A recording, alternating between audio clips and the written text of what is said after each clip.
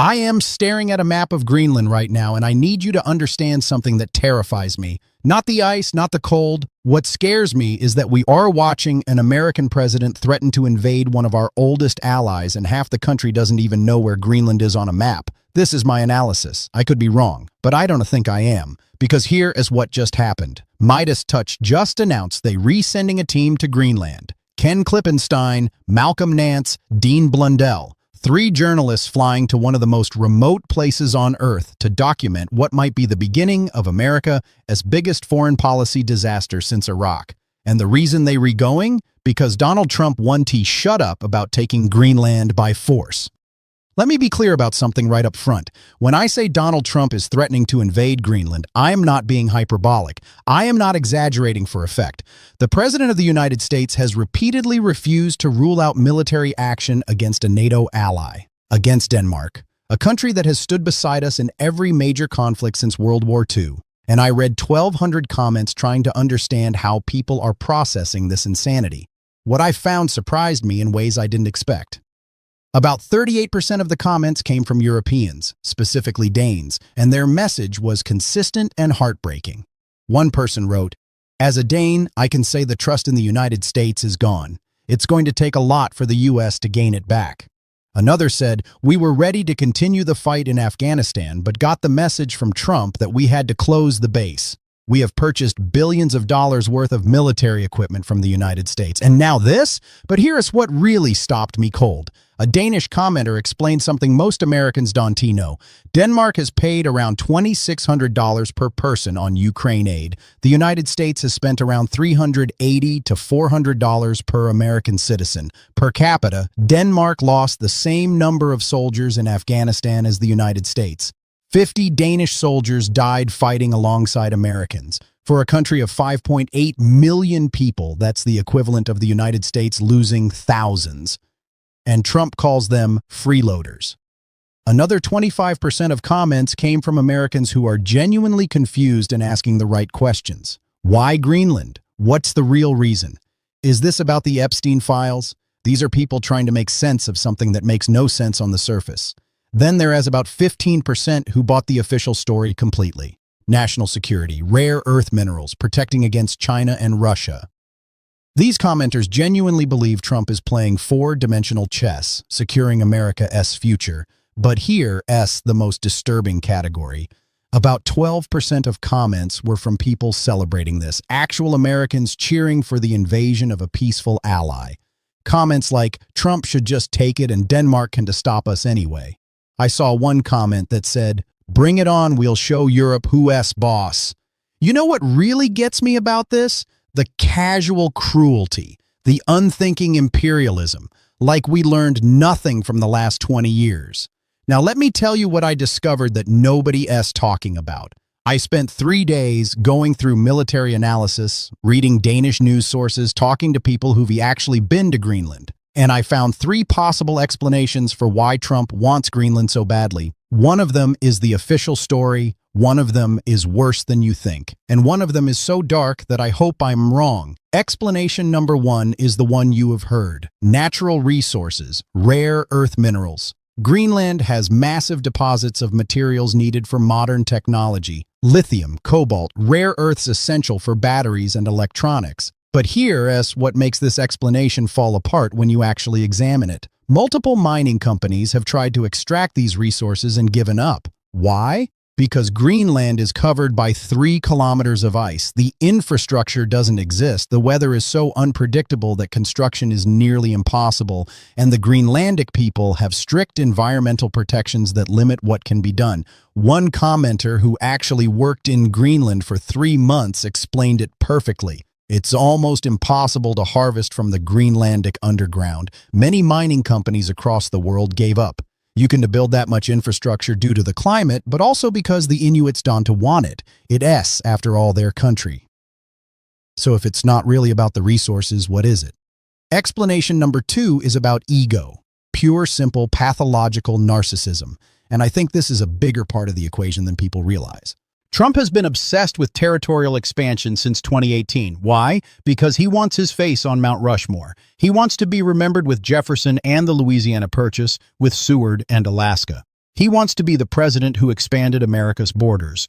Multiple commenters pointed this out. Trump wants Greenland and Canada because his predecessors who gained territory rights are on Mount Rushmore. And you know what? That tracks with everything we know about Trump's psychology. This is a man who gets his feelings hurt when he doesn't win a Nobel Peace Prize. A man who renamed the Gulf of Mexico to the Gulf of America because he could.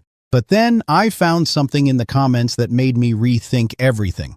A commenter wrote, "Steamboat Willie wants to encircle Canada is all.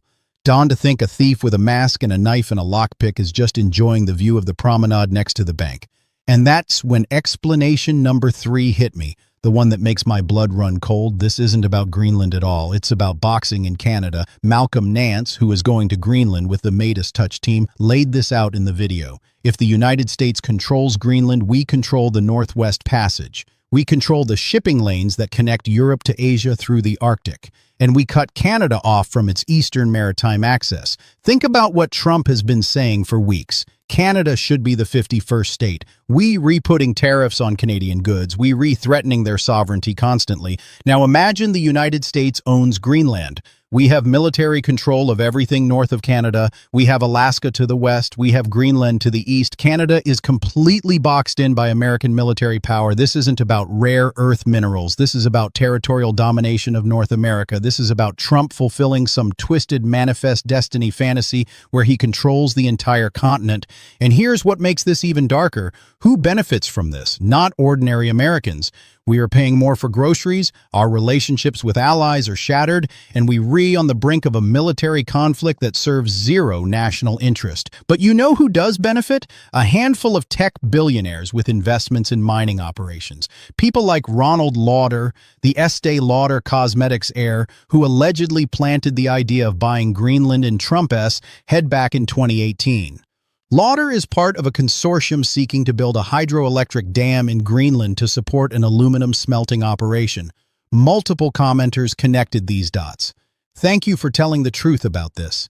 It's about Trump colluding with Danish billionaires and politicians turned investors who are pushing for the purchase.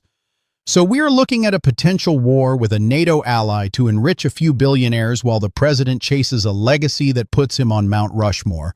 Are you feeling that sick feeling in your stomach yet? Because you should be. Let me tell you what happens if Trump actually tries this. First, understand the geography. Greenland is 3 times the size of Texas. It has about 200 kilometers, or 125 miles, of roads total. There are no roads connecting any cities. The only way to move between population centers is by boat or plane. The entire island is covered in ice up to 3 kilometers deep. One military commenter explained, "It's easy to defend the island. You block the runway and blockade the port. There is nowhere else to land large aircraft and nowhere to land ships. The only way in would be to parachute in, and that in itself would be a massive problem due to the unpredictable weather." Now let's talk about what the United States military would be facing. If we invade Greenland, we're not invading a defenseless territory. We are triggering Article 5 of NATO. Every member nation would be obligated to defend Denmark and Greenland. That means we'd potentially be at war with the United Kingdom, France, Germany, Canada, and 27 other nations.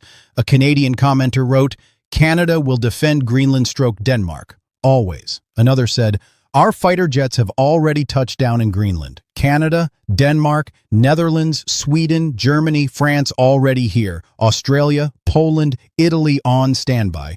But even if NATO somehow didn't respond militarily, even if European leaders tried to find a diplomatic solution, the economic consequences would be catastrophic. The European Union holds over $8 trillion in United States Treasury bonds. Multiple commenters mentioned this.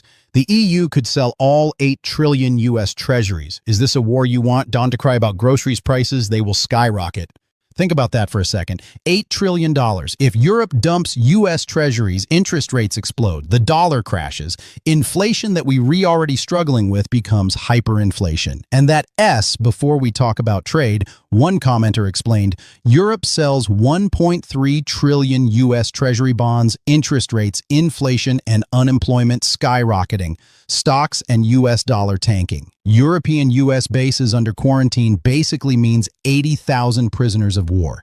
Strategic leverage? None. Only losses. No more power projection to Europe and Africa. This is economic suicide dressed up as national security. But you know what the absolute worst part is? The thing that keeps me up at night? This is exactly what Vladimir Putin wants. I don't think Trump is literally taking orders from Putin on the phone, though God knows they talk enough. But I do believe Putin has figured out how to manipulate Trumpist psychology perfectly. Whether through leverage, through financial entanglements we don't fully understand, or simply through Trump's own authoritarian instincts and desperate need for approval from strongmen, Putin has found a way to make Trump destroy American power from within. Because look at what's happening. Trump is threatening NATO allies. He's creating chaos in our relationships with Canada and Europe. He's making the United States look like an unstable, unreliable partner. And most importantly, he's potentially destroying NATO altogether. One commenter nailed it. Putin wants to use Greenland as a pretext to break up NATO. This is not even about resources. It's about weakening America. Another wrote, Putin dictated this to Trump to destroy NATO and to deflect attention from Ukraine, as well as say if you believe you can take Greenland by force, we can take Ukraine by force. This is the geopolitical gift of the century for Russia. Putin doesn't have to fire a shot. He just has to watch Trump tear apart the Western alliance that has kept the peace in Europe for 75 years. And here's what really pisses me off. We have the receipts. We have the pattern. We have years of Trump being weirdly deferential to Putin, of private conversations with no note-takers, of policies that consistently benefit Russian interests at the expense of American ones. But nobody with the power to do anything about it will act. Now, I want to address something that came up repeatedly in the comments. The Epstein files. About 20% of comments mentioned this. It's all a distraction from the Epstein files. Release the Epstein files and this will all stop. Trump would rather start a war and send Americans to die just to distract from the Epstein files. And look, I can approve that Trump is manufacturing an international crisis to distract from his potential exposure in the Epstein documents. I can approve that as his primary motivation. But I can tell you this, it's awfully convenient timing. And it fits the pattern of Trump creating chaos to dominate the news cycle whenever something threatens him personally. The man has no bottom. We know this. We've seen it for years. Would he risk American lives, risk World War III, risk the entire international order to avoid accountability for his own crimes? Based on everything I've seen, I believe the answer is yes. Let me tell you about the people of Greenland because I don't think most Americans understand who we're talking about invading. Greenland has a population of about 56,000 people. 56,000. That's smaller than the town I grew up in. They were mostly Inuit indigenous people who have lived on that island for thousands of years. They have their own language, their own culture, their own government, and they've made it crystal clear they don't want to be part of the United States, one Greenlander commented. Greenland has clearly responded that they do not want the American system, rather than the Danish one with healthcare, 1 year of maternity leave, 5 weeks of paid vacation, free education, salary during training, and a good pension, sick pay, etc. Another said, the Greenlandic people have decided their own life. Hands off Greenland. These are peaceful people who believe land shouldn't be owned by anyone, that it belongs to everyone. They have a social safety net that actually works. They have environmental protections they take seriously. And we re-threatening to invade them because a demented game show host wants a legacy. The cruelty is breathtaking. And you know what makes this even more grotesque? The historical context that nobody is talking about. The United States already screwed over Greenland once. During the Cold War, we built bases there. We left a massive toxic mess that cost Denmark billions to clean up. We lost nuclear weapons there that we couldn't find. Camp Century, an entire military installation built under the ice, was abandoned and is now leaking radioactive waste as the ice melts. One Danish commenter wrote, the U.S. left a huge mess behind that cost Denmark billions of dollars to clean up. The thing people don't get or understand is that the U.S. is in Greenland for our own benefit and interests. But that doesn't mean the U.S. needs to own Greenland, and it doesn't mean that it's a free ride, as Miller explains it. So we have a history of using Greenland for our purposes, trashing the place, and leaving others to deal with the consequences. And now Trump wants to do it again, but this time by force. I need to talk about something that terrifies me even more than the prospect of war. The American soldiers who would be ordered to carry this out. Look, I have tremendous respect for people who serve, but I also need to say this clearly. If American soldiers follow orders to invade Greenland, they were committing a war crime. This would be an illegal war of aggression against a sovereign nation and NATO ally. Multiple commenters who identified as military veterans said this. These are unlawful orders. How can our soldiers comply? If I was still in, I would be so defiant. Another wrote, USA troops, you do not have to obey unlawful orders. Stand down with respect. Do not risk your lives for a complete moron. But here's what worries me. Trump has spent the last few weeks purging military leadership. He is firing generals who wanted to pledge personal loyalty to him. He just had a hearing in Congress to swear in a general who is loyal to Trump personally, not to the Constitution. This is how it happens. This is how democracies become dictatorships. You remove the people who will say no. You install people who will follow orders without question, and then you test how far you can go. One commenter asked a question that haunts me. When will Americans take action? You had the chance to stop him, but chose not to. And they were right. We did have chances. Multiple chances. We could have removed him after January 6th. We could have held him accountable for the classified documents. We could have done so much differently, but we didn't. And now we are here. So what do we do now? What can actually be done? First, I think we need to be brutally honest about what's at stake. This isn't about Greenland, not really. This is about whether the United States is still a nation bound by law and international norms, or whether we've become a rogue state run by a wannabe dictator and his billionaire handlers. Second, we need to put maximum pressure on Congress. I know Republican leadership is spineless. I know they've enabled Trump every step of the way. But there are members who know this is insane. Representative Andy Ogles apparently said they have enough votes to impeach. So why aren't they moving? Call your representatives. Call your senators. Make it clear that invasion of Greenland is a red line, that supporting this makes them complicit in a war crime. Third, we need to support our allies. The fact that Midas Touch is sending people to Greenland matters. It shows the Greenlandic people and the Danish people that not all Americans support this madness. It creates a record of what's happening that can be dismissed as fake news. If you have the means, consider donating to organizations working to preserve democracy and international law. Consider supporting independent journalism that's willing to go to Greenland to document the truth. Fourth, we need to prepare for what's coming economically. If this escalates, if Europe responds with economic warfare, ordinary Americans are going to be hurt badly.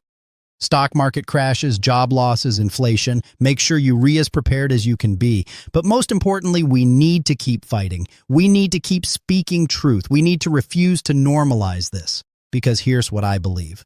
I believe Trump is counting on us getting tired. He is counting on the outrage fatigue, on people just accepting each new insanity as the new normal. He is counting on Americans shrugging and saying, well, there is nothing we can do. But there is something we can do. We can refuse to comply. We can refuse to look away. We can make sure history records exactly what happened and who enabled it. One commenter from Denmark wrote something that stuck with me. Denmark will never forgive Americans for electing this menace. We will never forgive the millions who voted for him and those who didn't vote against him. And they have every right to feel that way. We did this. American voters, through a combination of active support and passive indifference, put this man in power, and the consequences are going to be measured in broken alliances, shattered trust, and possibly in blood. I want to end with something Malcolm Nance said in the video that's going to Greenland. He talked about the Arctic environment, about how brutal and unforgiving it is. He talked about how the ice moves, how you can be buried in snow in minutes in a storm, how temperatures drop to -50°C, and he said something that I think applies beyond the physical environment. He said the American forces would be lost in Greenland. They'd have no targets. They'd be fighting an environment that doesn't care about military superiority or advanced weapons. I think that's a metaphor for what's happening to America right now. We re-lost. We re-fighting battles that make no sense against enemies who aren't our enemies for reasons that serve no one except a handful of powerful men with broken souls. But here's the thing about being lost. Sometimes you have to admit you are lost before you can find your way back. So I'm admitting it. America is lost right now. We've lost our moral compass. We've lost the trust of our allies. We've lost sight of what we're supposed to stand for. But we can find our way back. It's going to take work. It's going to take courage. It's going to require us to be better than we've been. And it starts with refusing to let this happen. with saying clearly and loudly, not in our name. The people of Greenland didn't ask for this. The people of Denmark didn't ask for this. Most Americans didn't ask for this. But we're all stuck in it together now. So we fight, we document, we resist, we protect democracy and international law and basic human decency however we can, because the alternative is watching America become everything we said we'd never be. And I am not willing to accept that, not without a fight. I am going to be following the Midas Touch team in Greenland. I am going to be watching what happens in Congress. I am going to be tracking how our allies respond. And I am going to keep talking about this until something changes or I run out of breath. Maybe I'm a naive. Maybe I am wrong to think any of this matters, but I'd rather be naive and wrong than cynical and complicit. Stay informed. Stay engaged. Stay angry. And whatever you do, don't look away. Because they are counting on us to look away, and we can to give them that satisfaction. Thank you for listening. Thank you for caring. And thank you to everyone who is fighting to preserve what America is supposed to be, even when it feels hopeless. We are not done yet, not by a long shot.